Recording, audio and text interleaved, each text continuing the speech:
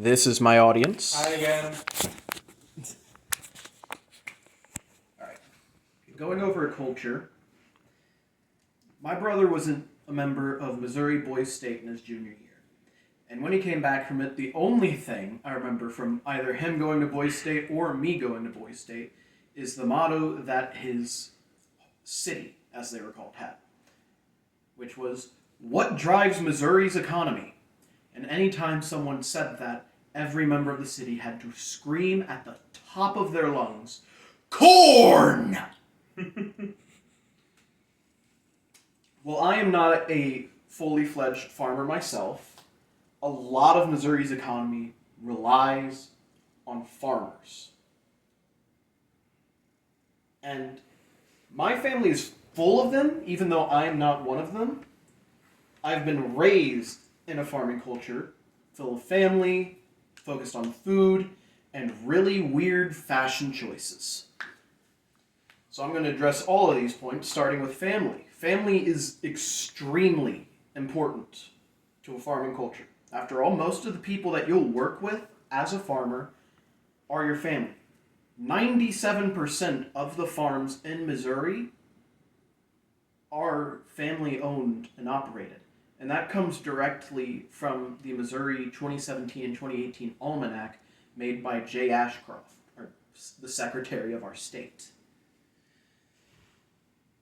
My own family itself is extremely close and very farm focused. The Dameron family runs a lot of farming business and supplies a lot of food to many stores, not only in Pike County where I live, but also everywhere else. I know for a fact the Dameron family actually supplies food to Aldi's here in Hannibal, which for me is weird because I always thought of Hannibal as like a big city growing up. Now I know it's not compared to St. Louis, but it's still odd.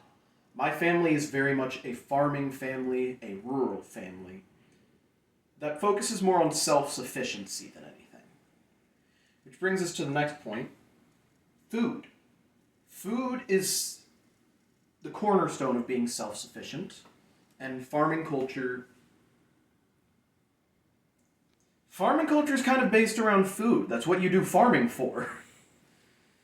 But there's also some good things that come out of that because having fresh, locally grown food that you get from either a farmer's market or the store, it actually has some health benefits because of the fact that it's so close to you. The food doesn't have time to degrade on the way. So you have fresher food that's healthier for your body. Now, we also just, in terms of my family at least, just like food. In case you can't tell from the size of me, I like food. I specifically like my family's food. There's a lot of special stuff we make, stuff you can't really find it anywhere else. Most of the food we have for family gatherings is grown on our farms. Most of the family gatherings we have are about food. So it's kind of a cycle there. But our family's very focused around food. The farmers in our family will come into gatherings covered in dirt and dressed in coveralls, carrying the food in, and we'll just eat like that. Which actually brings me to the last point, our fashion. Farmers tend to wear stuff like coveralls or flannels, warm clothing that covers you completely. Part of that's due to the fact that you're working outside, it's cold a lot, but also working in those weeds, you can get infections, you can get bugs, you can get anything of that sort, so you got to make sure to cover up well. And as farmers, you don't really care about what you're wearing. So I'll see a lot of people in our community, a lot of farmers, come into church wearing coveralls and a t-shirt that's covered in stains from month-old spaghetti. I'm not even joking about that. That's actually a description of my grandpa at the last church service I was at home.